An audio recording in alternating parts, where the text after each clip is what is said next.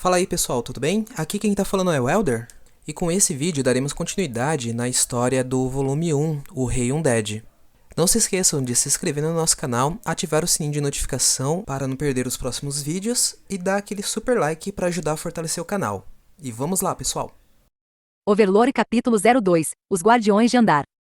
Essa seria, talvez, a melhor alternativa, mas fazer isso é o mesmo que deixá-los à mercê da morte. Essas pessoas, acha que elas sobreviveriam sozinhas? O tenente ficou sem palavras, porque sabia que a possibilidade de sobrevivência era quase nula para os sobreviventes. Se eles não enviarem soldados para protegê-los e escoltá-los em segurança para a cidade, eles seriam mortos em poucos dias. Mesmo assim, o que o tenente disse não estava errado, não, o certo e o errado não importavam aqui. Capitão, sua vida é mais valiosa, não pode ser comparada às vidas dos aldeões. Gazev entendeu completamente a angústia da decisão do tenente, por isso deixou que continuasse dizendo essas coisas. Mas mesmo assim, não conseguia concordar com ele. Você e eu, ambos nascidos como meros plebeus. Sim, mas a maioria dos soldados se juntaram ao exército por admiração pelo capitão. Se me lembro bem, você também nasceu num vilarejo, correto? Sim, eu. A vida em um vilarejo não é fácil e as pessoas morrem facilmente, os ataques de monstros são comuns e causam muitas mortes, certo? Sim. Contra um monstro, mesmo um soldado normal ficaria sobrecarregado. Se não houver dinheiro para contratar aventureiros especializados em confrontar monstros, os aldeões só poderiam esperar impotentemente pela morte. Sim. Então você, encontrando-se em uma situação desesperada e sabendo que os nobres não moveriam um dedo, ainda assim não desejaria que alguém, de alguma forma, te ajudasse? Eles estariam se enganando se pensassem que alguém poderia ajudá-los, pois ninguém realmente ajuda, a aristocracia nunca daria dinheiro aos vilarejos afetados.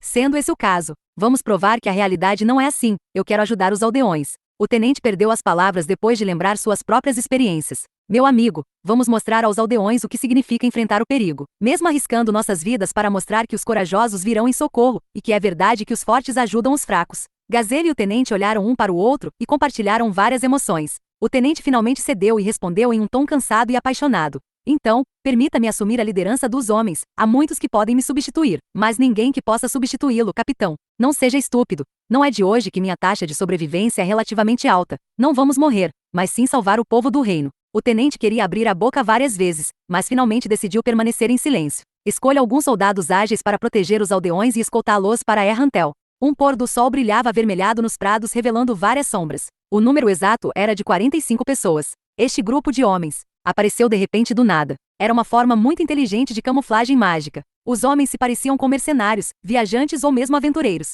Olhando-os de perto, todos usavam o mesmo uniforme. Eles usavam equipamentos feitos de um metal especial que aumentava tanto a mobilidade quanto a defesa. Reforçados com efeitos mágicos, suas roupas superaram as defesas convencionais. Eles também carregavam uma pequena bolsa de couro, do tipo que se pareceria com a mochila de um viajante comum, se não fosse pelo símbolo mágico na parte superior. Na cintura, tinham uma cinta com vários frascos de líquido e nas costas, mantos que emitiam uma aura mágica. Independentemente do dinheiro, tempo e esforço, juntar todos esses itens mágicos não era algo simples. Isso mostrou que esse grupo de homens era apoiado por alguma nação. Olhando para o seu equipamento, não havia sinais de identificação de qualquer tipo. Eles eram uma unidade legal, que deveria esconder sua identidade. Os olhos do grupo olharam para o vilarejo destruído. Enquanto observavam, o cheiro de carne queimada e sangue emitido do vilarejo chegou até eles. Pelo seu olhar, podia-se ver que não gostavam de ver a cena implacável e terrível. Eles fugiram, disse uma voz que soou um pouco desapontada e monótona. Não há outro método. Preparem-se para atacar o próximo vilarejo. Temos que atrair a fera para a nossa armadilha.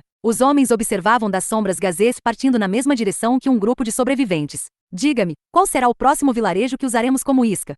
No Coliseu, Momonga estava se preparando para usar algumas magias em um espantalho. Além do simples dano mágico, as magias que Momonga havia aprendido eram especializadas em morte instantânea e outras magias que adicionavam dano extra. Ele tinha uma quantidade relativamente pequena de magias não letais. De fato, mesmo quando Momonga usou umas simples magias de dano mágico, já que sua profissão era necromante, automaticamente o dano de suas magias foi aumentado devido a outros efeitos que adicionavam dano extra. Como resultado, uma magia de dano simples causava mais dano do que algumas magias específicas para combate. Momonga olhou para o lado e viu que ele estava sob os olhares analíticos e curiosos de duas crianças. Seu coração sentiu um pouco de pressão, pois ele não tinha certeza de atender às suas expectativas. Momonga olhou furtivamente para os dois monstros. Seu enorme tamanho chegava a mais de 3 metros de altura. Eles pareciam uma mistura de humanoide com ossos de dragões, músculos altamente definidos e as escamas que os cobriam eram mais duras que o aço. Acima do pescoço as claras feições draconicas eram predominantes assim como um rabo tão grosso quanto uma árvore. Eles não tinham asas. Pareciam dragões andando de pé sobre duas pernas.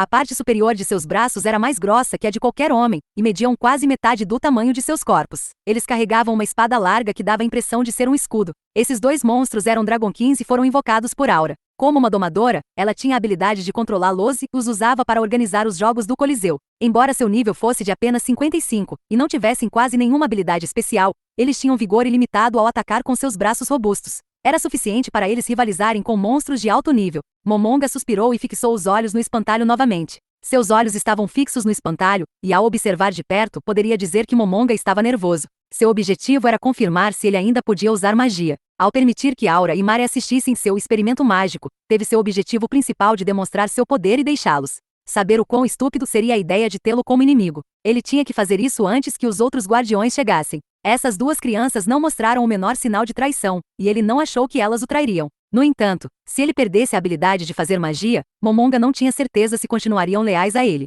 A atitude de Aura em relação a Momonga era como se já o conhecesse há algum tempo. Para ele, no entanto, era como se este fosse seu primeiro encontro. Poderia ser visto que os ajustes dos papéis dessas duas crianças foram cuidadosamente elaborados. Ambos foram criações de sua guilda. No entanto, as reações emocionais e os padrões de comportamento programados para reagir a várias condições não eram perfeitos e apresentavam algumas falhas. E agora que eles se tornaram seres sapientes que pensavam por si mesmos, essas falhas provavelmente afetariam seu comportamento de alguma forma.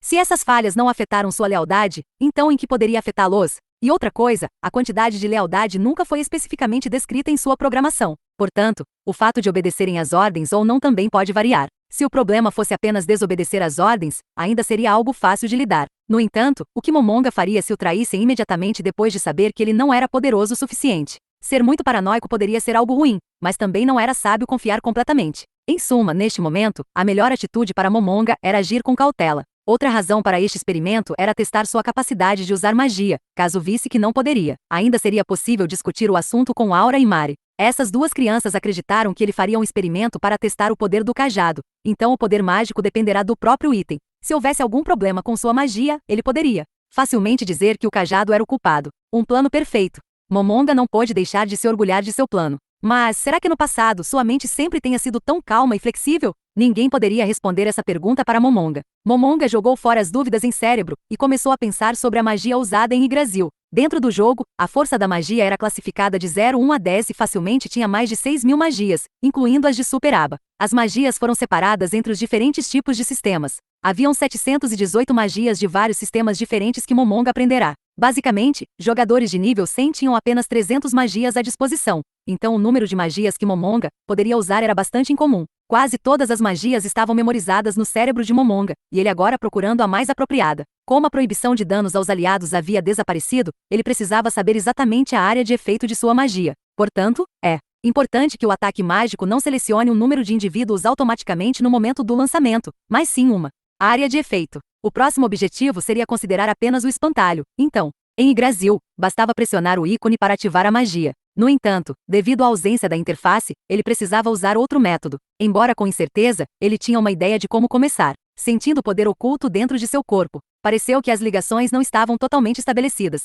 Momonga se concentrou. Ele visualizou a si mesmo flutuando no ar e sorriu bastante feliz. Ele já conhecia o alcance aproximado dos efeitos de suas magias, quanto tempo levaria até que pudesse ser lançado novamente. Isso foi completamente dominado no passado. Depois de ter confirmado sua habilidade, um tipo diferente de emoção o invadiu. Ele estava satisfeito porque sabia que a magia agora fazia parte de seu próprio ser, o que não era o caso em Yggdrasil. Do surgimento da alegria interior, embora se dissipasse rapidamente, ele se sentiu animado reunindo sua força na ponta dos dedos e disse, Fireball. Ele apontou o dedo para o espantalho e a expansiva bola de fogo voou para onde ele estava apontando. Como esperado, a bola de fogo atingiu o espantalho de forma imaculada. Depois de acertar, seguiu-se uma explosão de chamas e a terra circundante tornou-se um mar de fogo. Tudo aconteceu em um piscar de olhos. Além do espantalho em chamas, não havia mais nada em pé. Oin! Aura e Mari pareciam confusos e não conseguiam deixar de rir diante de Momonga. Aura, prepare um novo espantalho. Ah sim, é pra já. Vá buscar outro. Um Dragonkin avançou segurando outro espantalho e o colocou ao lado do espantalho chamuscado. Momonga andou na frente do espantalho, olhou para ele e lançou uma nova magia, Napalm.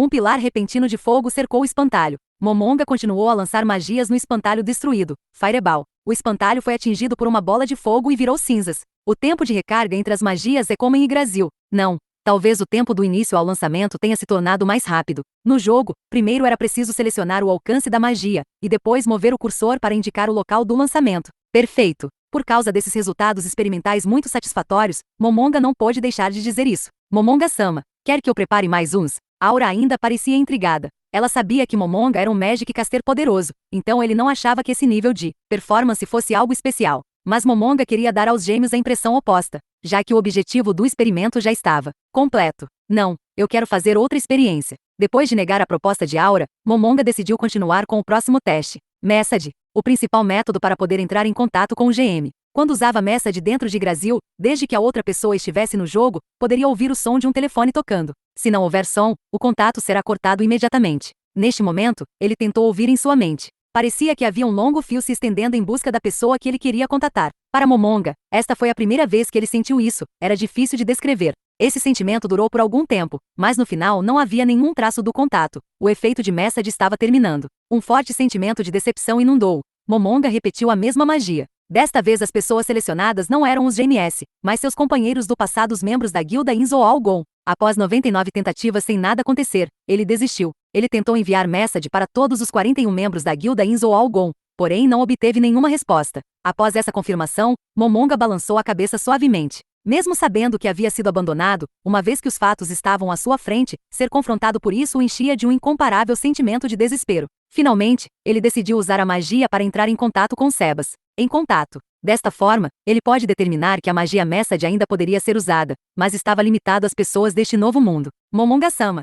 Uma voz de profundo respeito foi ouvida mentalmente. Momonga considerou que Sebas poderia estar se curvando para ele do outro lado, assim como faria se estivesse frente a frente. Só então, Sebas falou novamente, enquanto Momonga estava em silêncio pensando sobre essas coisas triviais. Posso perguntar se algo está errado? Ah, não é nada. Eu me perdi por um momento. Sim. Como é a situação ao redor Nazarick? Sim, o ambiente é uma planície. Não encontrei qualquer vida inteligente. Planície. Não é um pântano? Ao redor da grande tumba de Nazarick, deveria ter um grande pântano. Lá era o lar de um monstro rã chamado Tuveg, envolto em névoa espessa, com muitos pântanos venenosos. Sim, o ambiente é uma pastagem.